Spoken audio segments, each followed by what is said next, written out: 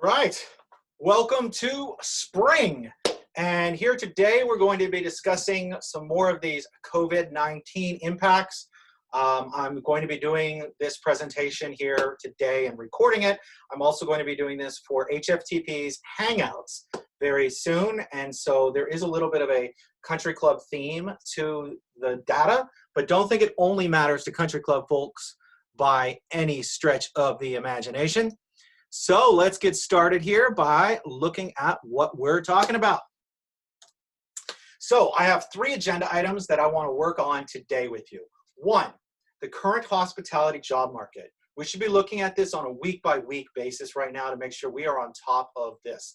This is your life, my livelihood, and we want to make sure we know what's going on. Second, updates on the back to work timelines. There are a lot of us out of work. There are a lot of us who are furloughed but going back to work soon. And we want to know when that is going to be, when hiring is going to ramp up and all of that sort of thing. Finally, we are going to be looking at updates to the hiring practices. And we get started with easy things like, hey, you should have a LinkedIn account.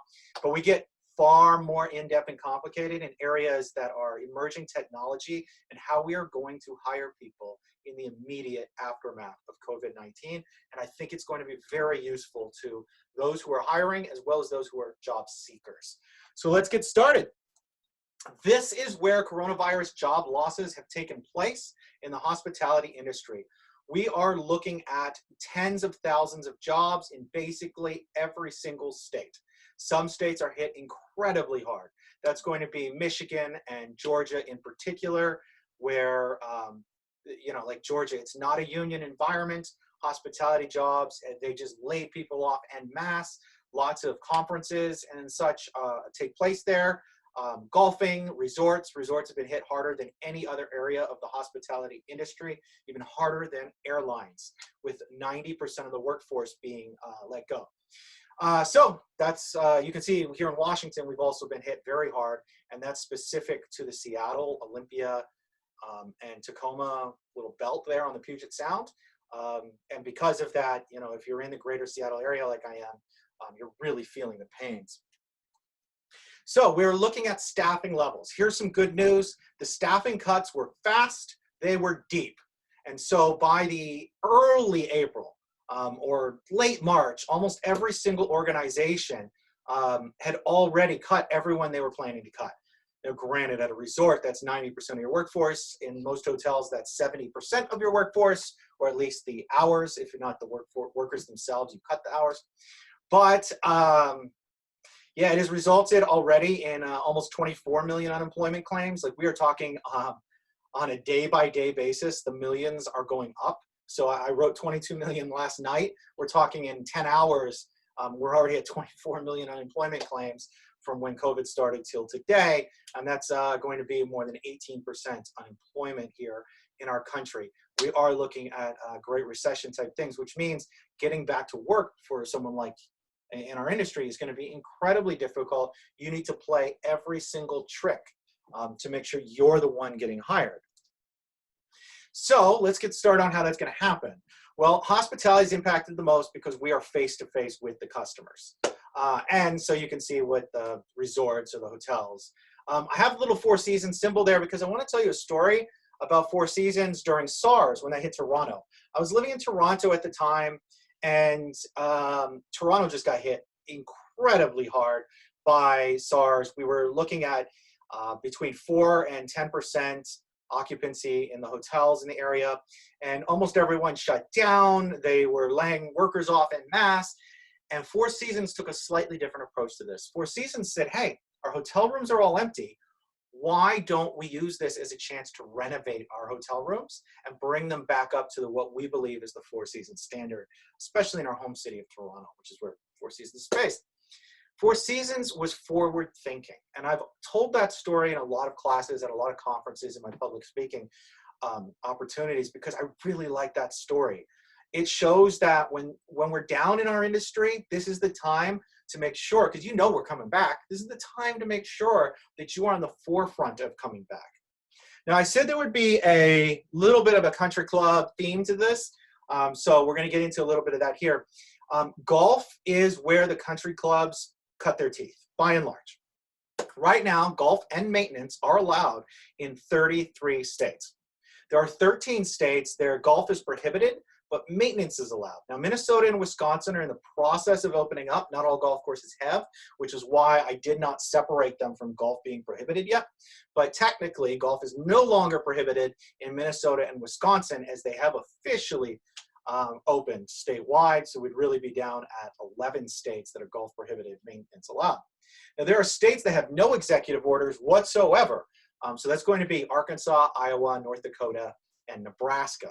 Now, counties themselves can restrict play. So, for example, in California, where technically golf and maintenance are taking place statewide, there are counties like LA County being just such a giant county, and they are restricting play completely.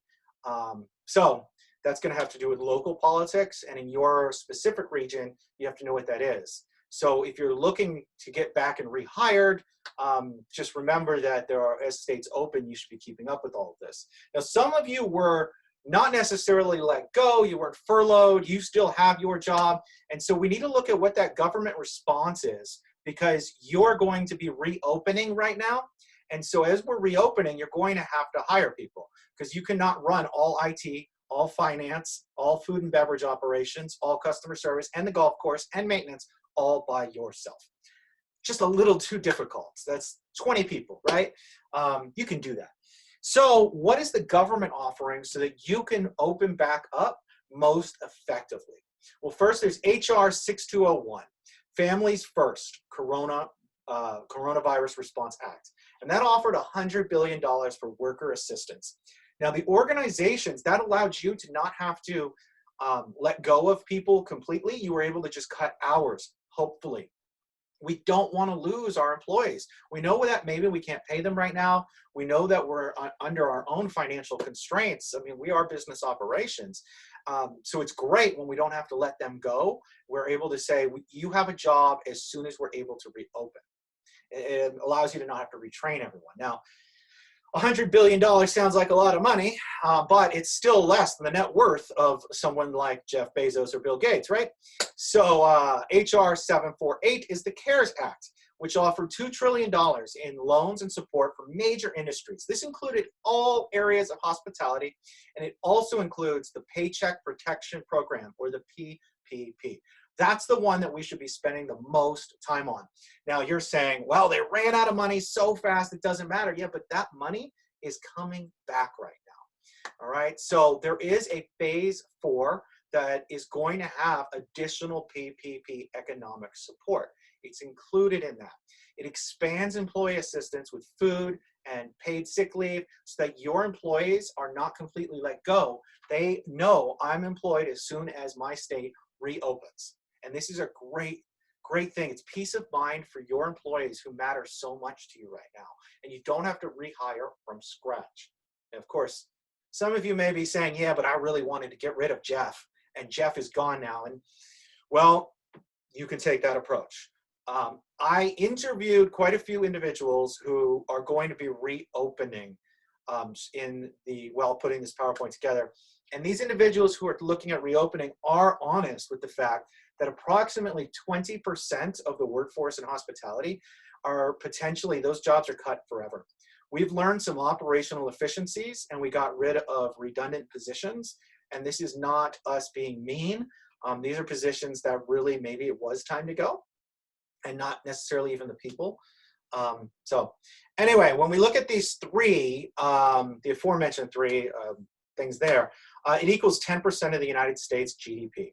And 25% of the United States GDP has been spent overall in just the last month. This is greater than the entire 5.4 trillion from 2019 Q4. These numbers are staggering. And it is going to obviously affect us for a generation, really, when you look at the way that these changes are taking place. We might not realize it from our homes, from our studio like here. We might not realize how many of these long-term thinking, these strategic planning impacts are taking place right now. And these are long-term. Now, we know the PPP, the Paycheck Protection Program, is the single most important thing we should be looking at right now. So down at the bottom while I'm speaking, that is directly from the government site, sba.gov, and you can read how the PPP works.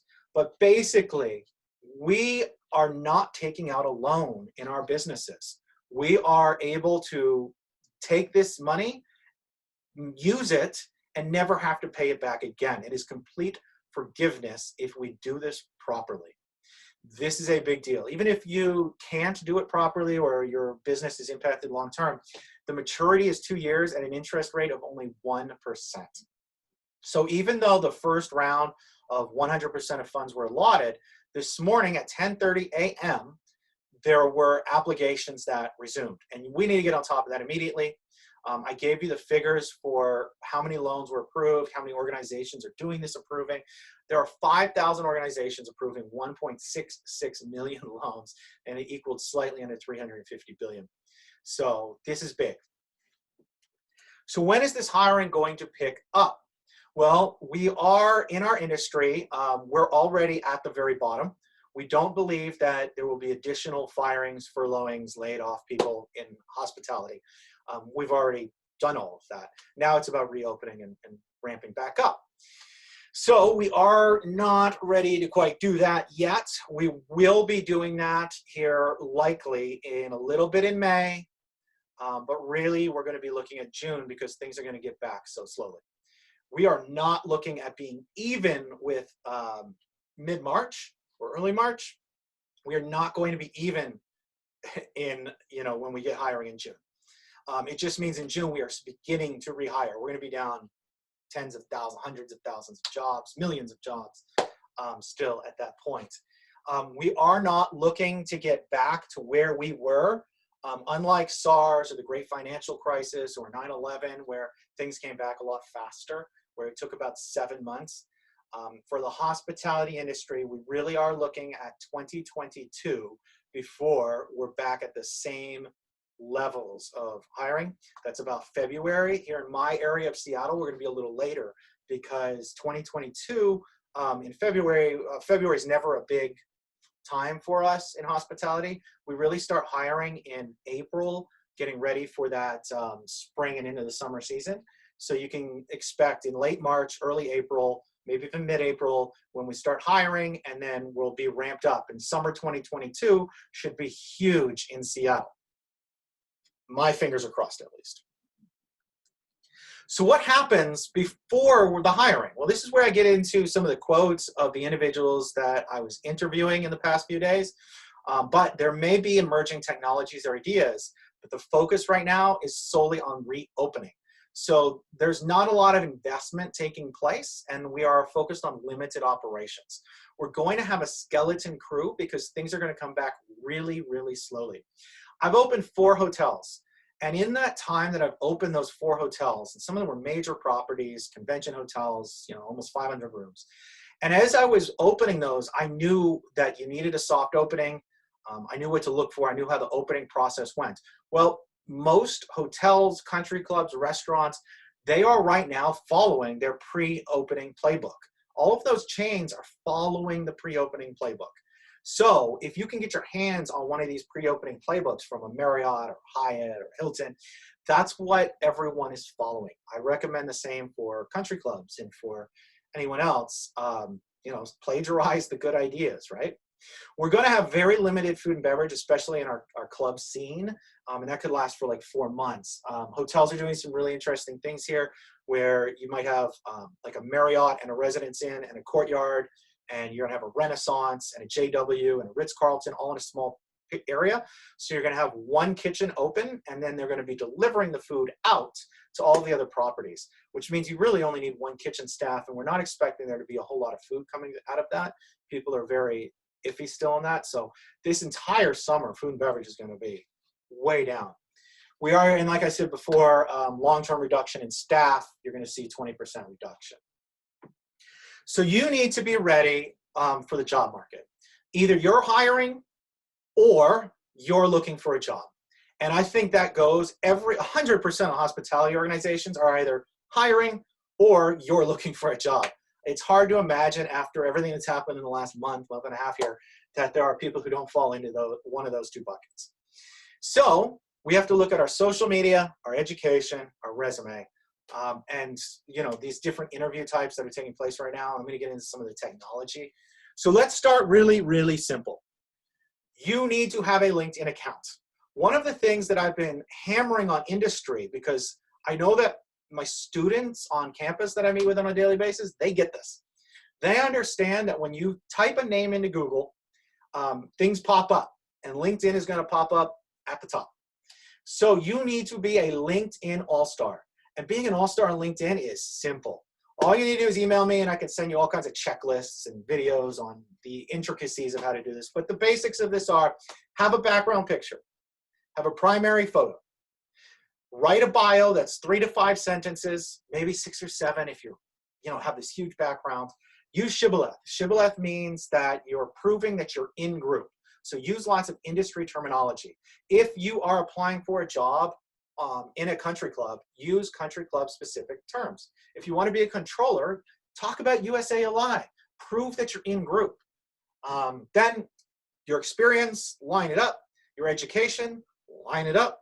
You're going to have your featured skills and endorsements, and this is where you're allowing people and are friends with on LinkedIn to say you are really good at XYZ skills.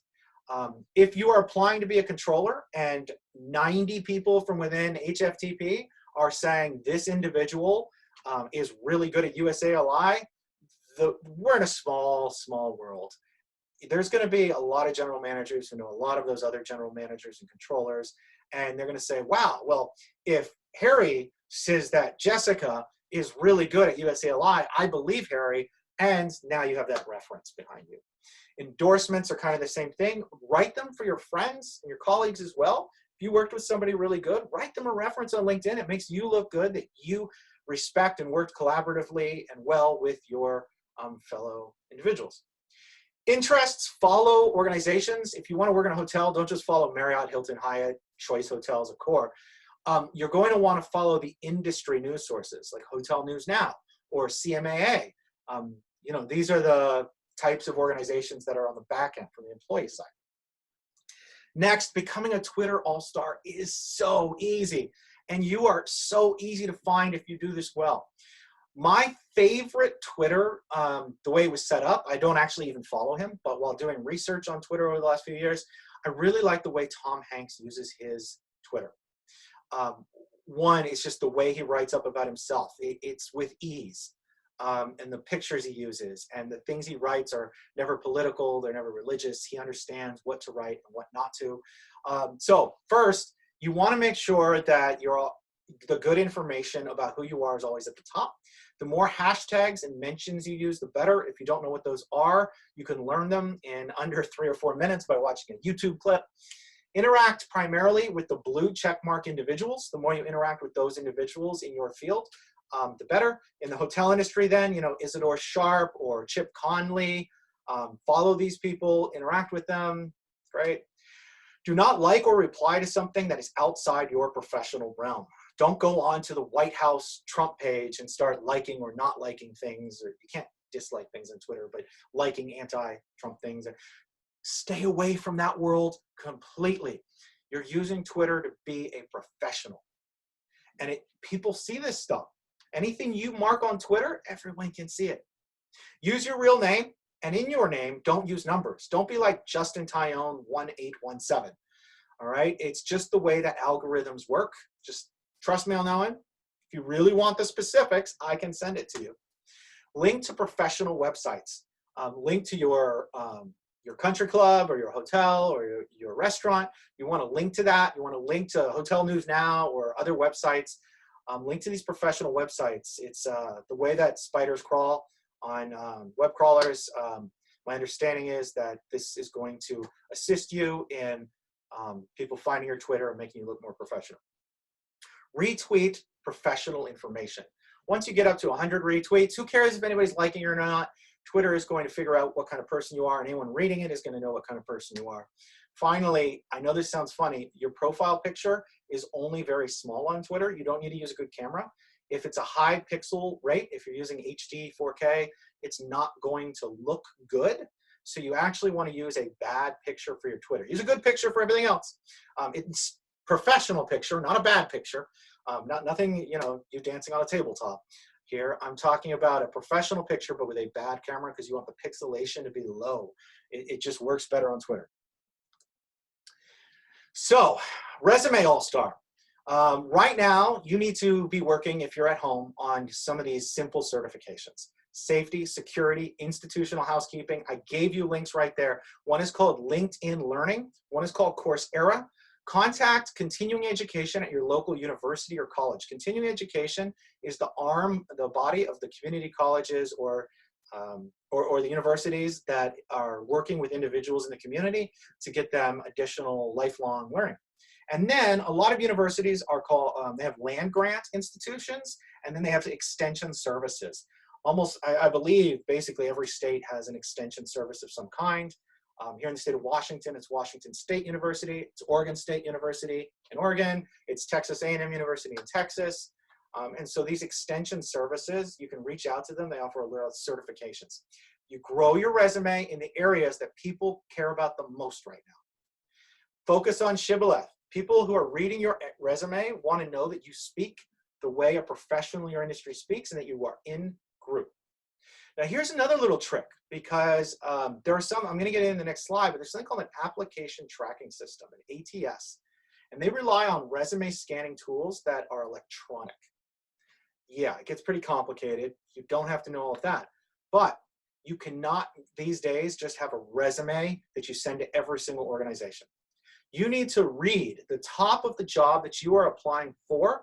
Look for the hard skills, the terms that they're outlining, the exact words they use, and then you need to put those in your objective statement at the top of a resume. A lot of us have learned in the last few years, in the last few decades, to get rid of an objective statement. The idea is, well, why have an objective statement? They know why you're applying for the job. It's because you want the job. It doesn't actually work like that anymore because computers are reading your resume. So you want an objective statement so you don't have to change anything in your resume ever. You just write an objective statement that's 2 to 3 sentences that talks about mentions a few hard skills you need for your job that are exactly the same words that are used inside the job posting. Next, focus on skills, not responsibilities. Don't be somebody who says, I was a waiter, I brought food to a table. No joke, Sherlock, or something else. We all know what a waiter does. Don't say I was a front desk agent, I check people in. We know that. Talk about the hard skills that you're bringing. Your POS, your PMS, if you learned Fidelio, Opera, you know, those sorts of things, on cue. You know, if you know Sabre, Apollo, talk about your collaboration, teamwork, use exact numbers. You know, when I was at Hilton, we had something called SALT scores, satisfaction and loyalty tracking. And a big part of my bonus was based on my SALT scores, which really meant how you're treating the customers and what the customers are giving you on your surveys. So if you say, I was excellent, I excelled in collaboration and teamwork to ensure customer satisfaction, as evidenced through the SALT scores, which showed that we were one of the top 1% of Hiltons in the world. Well, that shows that you're not just saying, I'm good at customer service, you're evidencing it. That's important.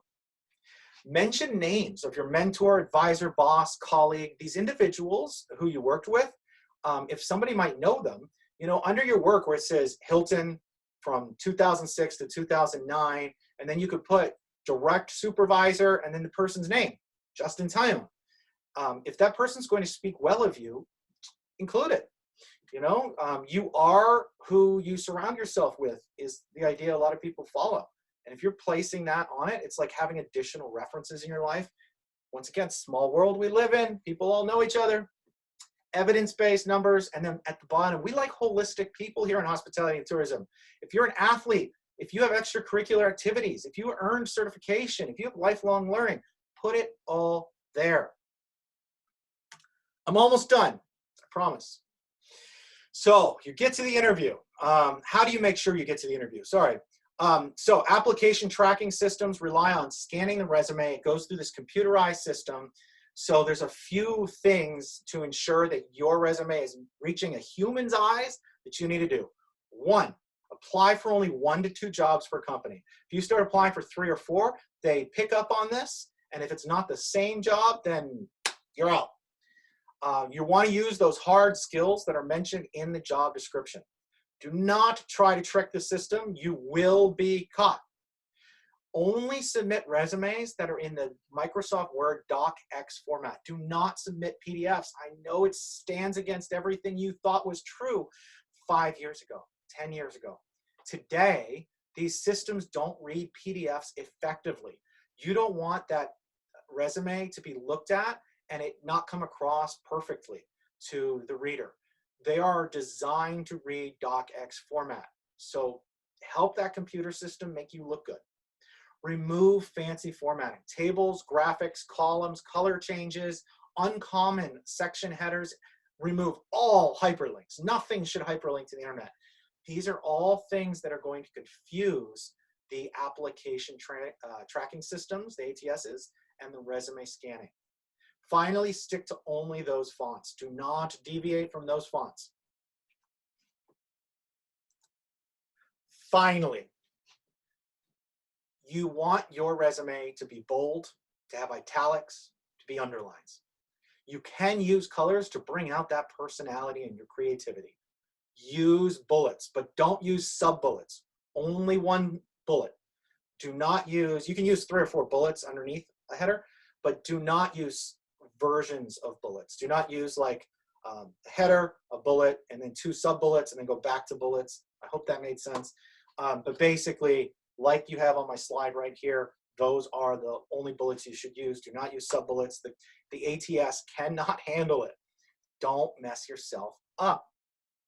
So that was the last real slide. In conclusion, our industry is down, but we're not out. We've proven our resilience time and time again. We will come back strong from all of this. We need a comeback plan. I provided the timeline information today, but I understand that there's probably a lot of questions still. So when we do return, we understand there's going to be a lot of long-term impacts. And how we navigate this new marketplace, well, you're a brand. You need to start thinking about that when you're on your Twitter, when you're on your Facebook even, but definitely when you're on your LinkedIn. You're a brand. The generational differences and the way that we're moving into the future are all about you as a brand. You need to start seeing yourself maybe a little differently. You're not a cog in a wheel. And people are going to start seeing you differently, especially with these generational differences. So as you move forward, remember that you're a brand when you create your resume, when you apply for jobs, when you're figuring out how to put things together.